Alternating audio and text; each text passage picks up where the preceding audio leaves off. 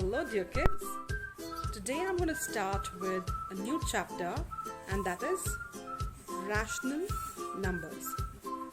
Let's quickly begin. The number in the form of P by Q is called a rational number. Okay, just understand, any rational number should be in this form, and there are two conditions here. The first being P and Q, they need to be integers, and this is your first condition. And your second condition is Q should not be equal to 0. Now this is your second condition. Now let's quickly reiterate that again. Any number in the form of P by Q is called a rational number, and the two conditions here would be P and Q should be integers and Q should not be equal to 0. Let's try to quickly understand this. So let me say that 3 by 7. Now 3 is your P and 7 is your Q. So 3 by 7 is a rational number. It is a rational number. Now how do we know that these are rational numbers? Because P is an integer, that is 3 is an integer, 7 is also an integer. So the first condition is satisfied, and 7, the value of Q, which is 7, is not 0. See, the second condition is also satisfied. If I take another example, let's consider 1 by 0. Now I cannot consider this as rational number, although 1 is an integer, 0 is also an integer, but it is always not necessary that every integer has to be a rational number, because this particular example satisfies the first condition, that is P and Q have to be integers. So here I know that 1 is an integer, 0 is also an integer, but the second condition here is not satisfied. The second condition is the value of Q should not be equal to 0, but what I see is the value of Q, that let's take it as P, let's take this as Q. The value of P is 1 and the value of Q is 0. Now the second condition, it does not satisfy, because the second condition says that the Q value of Q should not be 0. It should not be equal to 0. But what we see here is the value of Q is 0. So this does not satisfy the conditions of the definition of the rational number. So this is not a rational number. There are positive rational numbers and negative rational numbers. Any rational number is said to be positive if its numerator and denominator both are either positive or negative. For example, if I write 7 by 11, so what I see here is that the numerator 7 is a positive integer, the denominator 11 is also a positive integer. If the signs of the numerator and denominator are same, then it becomes a positive rational number. Similarly, if I write minus 7 by minus 11, here what we see is the signs of the numerator and the denominator are again same, so this again becomes a positive rational number. Negative rational numbers. A rational number is said to be negative if its numerator and denominator has opposite signs. Let's say the numerator is positive and denominator is negative, or vice versa. Let's take minus 5 by 7. What we see here is, in this, although minus 5 is an integer, plus 7 is also an integer, but since one sign is a positive one, the other sign is a negative one, that this becomes a negative rational number, and this is equal to 5 by minus 7, and we can also express it as minus 5 by 7. They all mean the same.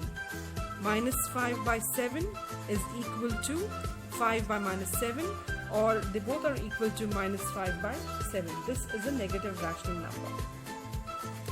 Every positive integer is a positive rational number. For example, 5. Let's take 5.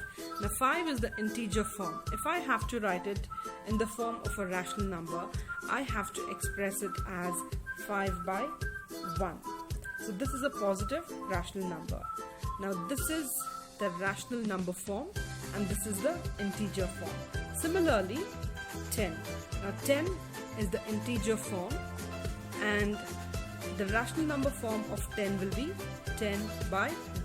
Now this again is a positive rational number. If I take minus 5, so this is your integer form, the negative integer form, and the rational number form would be minus 5 by 1. So now this becomes a negative rational number. 10 by 1 is a positive rational number, minus 5 by 1 is a negative rational number. And 0 is a rational number, but it is neither negative nor it is positive. We know 0 is a whole number, 0 is an integer, and 0 is also a rational number, but 0 is neither positive nor it is negative. Okay, let's quickly do up a small activity. Let's try and find out 5 equivalents to rational numbers. So let's assume a rational number to be let's say 3 by 5. Let's take this rational number and let's try and find out the equivalence of the 3 by 5, which is a rational number. How would you do that? Okay, what you have to simply do is you have to write down the multiples of 3 and the multiples of 5. Let's say if I have to find out, okay, here we are going to find out 5 equivalents. So the multiples of 3 up to 5. So that's 3 2s are 6, 3 3s are 9, 3 4s are 12, 3 5s are 15, 3 6s are 18, because we're going to find out 5 equivalents of the rational number 3 by 5. So 1 2 3 4 5. Okay, now let's find out the multiples of 5. So 5 2s are 10, 5 3s are 15, 5 4s are 20, 5 5s are 25, 5 6s are 30. Okay, 1 2 3 4 5. Now these are the equivalents of the rational number 3 by 5. And why are they called as equivalents? It's because when we reduce these things back to their lowest terms, we still get 3 by 5. Let's quickly check that out. So let's take the common divisor of 6 by 10. Okay, the common divisor of 6 by 10 is 2. So 2 3s are gives us 6 and 2 5s are gives us 10. So that gave us again 3 by 5. Okay, so that's why they are equal to, they are equivalents. Let's check it out for the other number. Now the common divisor for 9 and 15 is 3. So it's 3 3s are 9 and 3 5s are 15. So what did we get again? We got 3 by 5. Okay, let's take the common divisor for 4 and 20. So it's 4 3s are 12, 4 5s are 20. So that again gave us 3 by 5. Isn't that magic? Okay, now let's check this thing out again. Let's take the common divisor for 15 and 25, and that is 5. 5 3s are 15, 5 5s are 25. So that gave us again 3 by 5. And lastly, let's take a common divisor for 18 by 30. We got, okay, 6 3s are 18 and 6 5s are 30. That gave us again 3 by 5, and that is why the equivalence of 3 by 5, which is a rational number, is 6 by 10, 9 by 15, 12 by 20, and so on and so forth. Wasn't that easy and interesting? Okay, let's now quickly do another activity. Let's say if we have to find out the value of x. Find x, and let's take one rational number. Let's take 3 by 2 equals x by 14. How do we do this? It's easy peasy. What we need to do is just check out what we have.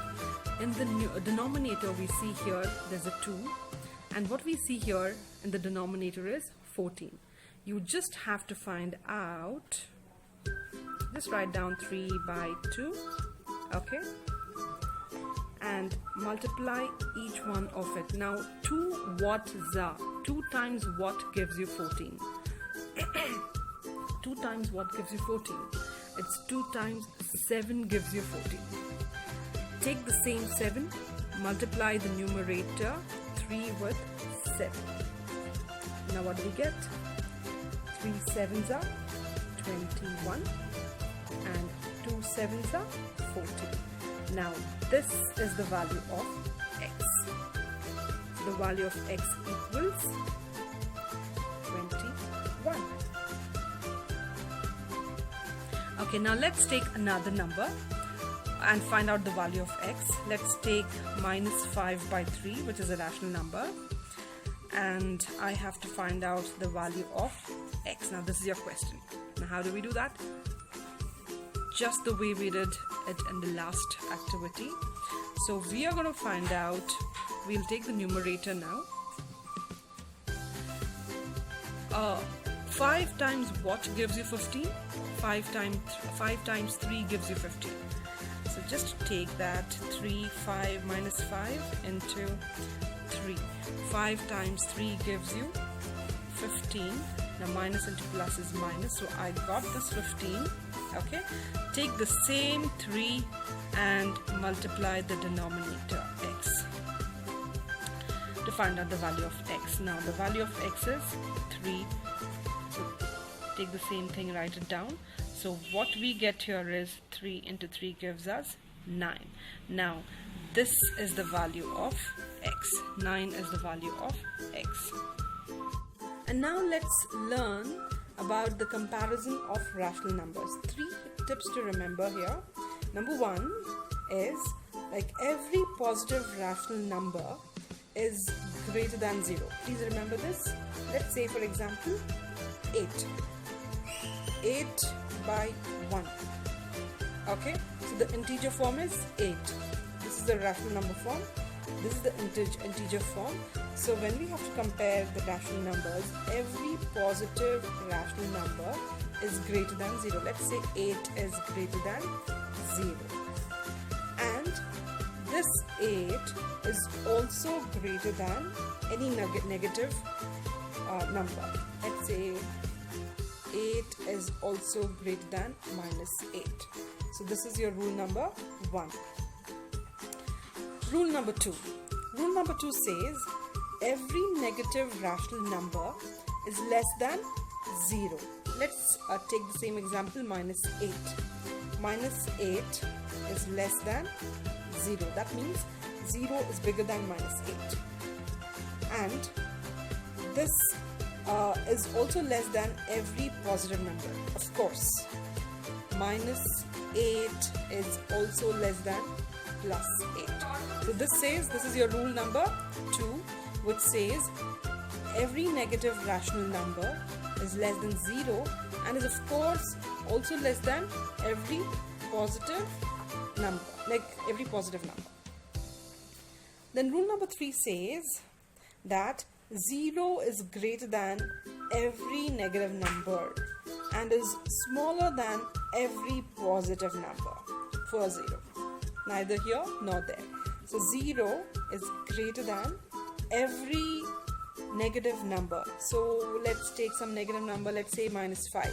So 0 is bigger than 5, but 0 is smaller than plus 5. That's the fate of the 0. Can't help. Okay, so for today, this was